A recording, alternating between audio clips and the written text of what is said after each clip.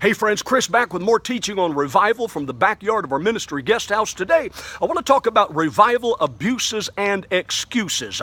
It's real easy for us to abuse a good thing, make mistakes, and it's human for us to make excuses for our abuses. So let's look at some of that today. First of all, it doesn't take much size to criticize. The revival critics are looking through the rearview mirror at how they would have done it had they been there. But listen, the pastor and evangelist of a revival is looking at it in live time, live speed. It's brand new territory. It's a divine suddenly, according to Acts chapter 2, verse 2, so they don't know what to do with it. Listen, Peter didn't try to interfere with the move of God. He just tried to explain it and said, this is that. And so if it's a divine suddenly, we don't know how to control it, okay? You know, how do you control or how do you pastor an Isaiah 43, verse 19 experience? God said, behold, I do a new thing. Now it shall spring forth on the earth.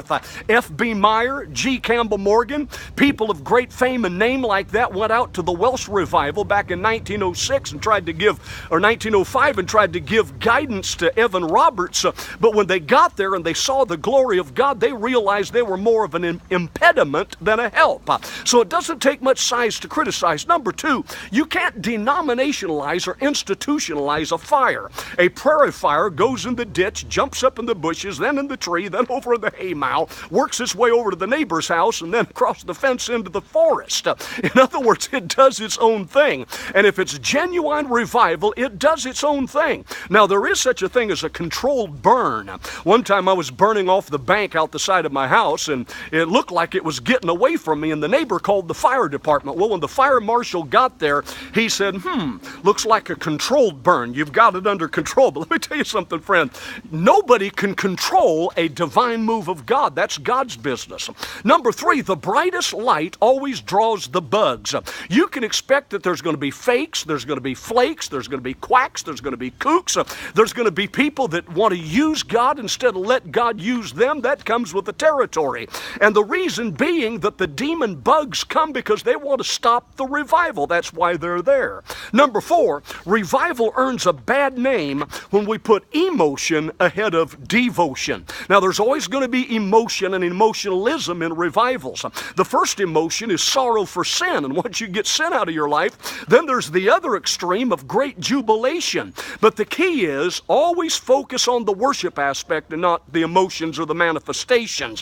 One guy said it's not commotion, it's not emotion, it's locomotion, and revival is the locomotive that is to send a move of God to the ends of the earth. Number five, all revivals are seasonal. They have a starting point and an ending point. The Great Awakening was only about 3 or 4 years. The Azusa Street revival, only a few years. In other words, Elisha poured the oil out, God poured the oil in, but there was a point where he put a cork on it and the oil ceased. Now that's tragic, but it's a fact. Why?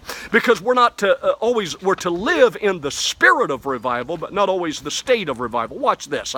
Somebody says, well, the doctor came to your house every single day for 2 weeks, and then he didn't come anymore. Well, why is that? Because the child is now healthy.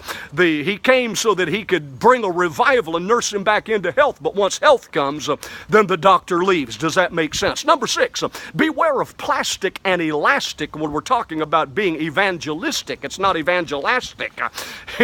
We always there's tendency to exaggerate. I've exaggerated, pastors exaggerate. One told me he runs between 600 and 700. Well, 67 is between 600 and 700. Somebody said that there are 3 different types of white lies: flattery, distortion, and exaggeration. In the revival, the stories get bigger, the miracles get bigger, the head count gets bigger, so don't exaggerate. And then number 7, the cure for abuse is not disuse, but is proper use. Your teenager may run the car in the ditch, get parking tickets and a speeding ticket, but the cure is not disuse of cars.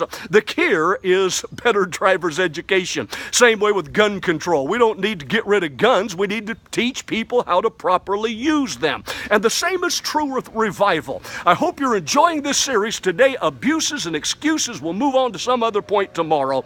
But like if you like, share this with a friend, and let's have revival. See you tomorrow.